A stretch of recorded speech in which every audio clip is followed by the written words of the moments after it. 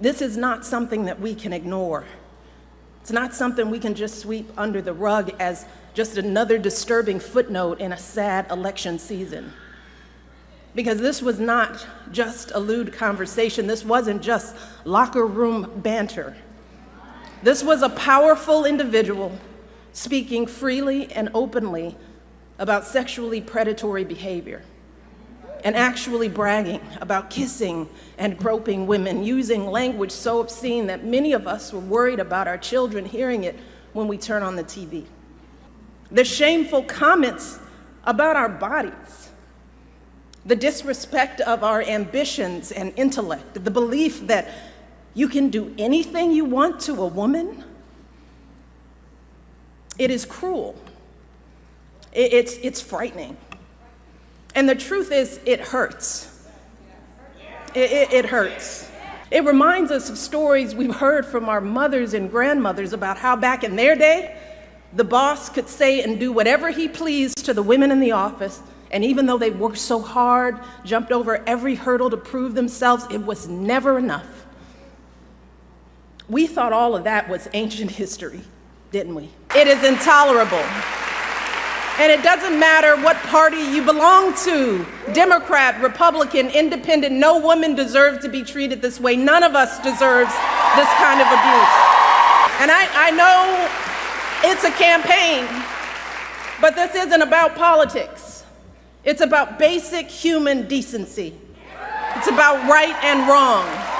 And we simply cannot endure this or expose our children to this any longer, not for another minute, and let alone for 4 years. Now is the time for all of us to stand up and say enough is enough today, because I believe with all of my heart that Hillary Clinton will be that president.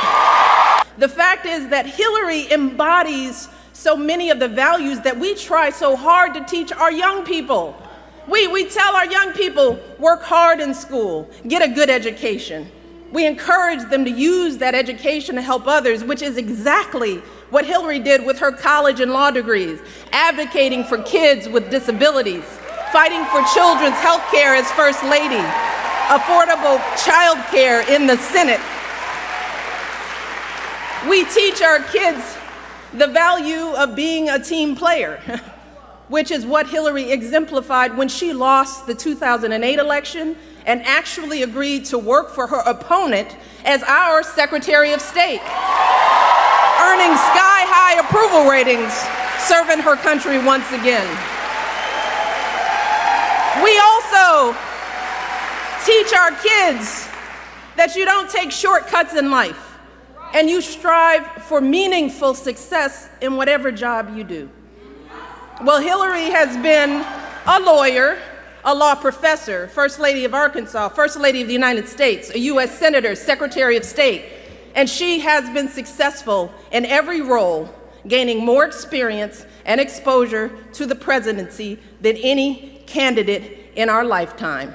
More than Barack, more than Bill, and yes, she happens to be a woman. And finally,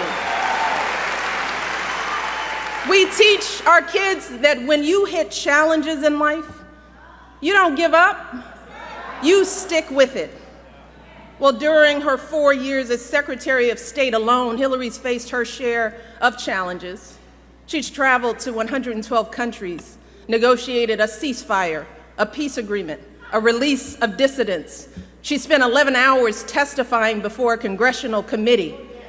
We know that when things get tough, Hillary doesn't complain. She doesn't blame others. She doesn't abandon ship for something easier. No, Hillary Clinton has never quit on anything in her life. In Hillary, we have a candidate who has dedicated her life to public service, someone who has waited her turn and helped out while waiting. She is an outstanding mother. She has raised a phenomenal young woman. She is a loving, loyal wife. She's a devoted daughter who cared for her mother until her final days. And if any of us had raised a daughter like Hillary Clinton, we would be so proud. We would be proud. And in this election, if we turn away from her, if we just stand by and allow her opponent to be elected, then what are we teaching our children about the values they should hold, about the kind of life they should lead? What are we saying? In our hearts,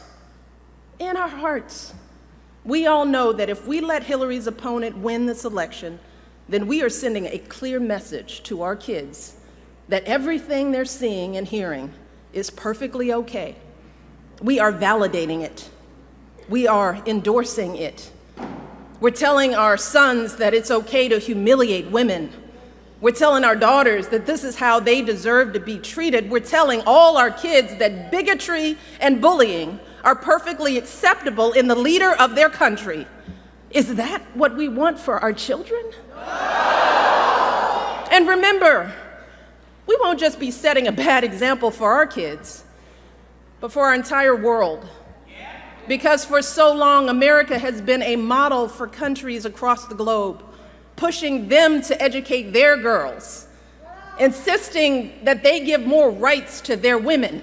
And see those truths in us, a president who can bring us together and bring out the very best in us.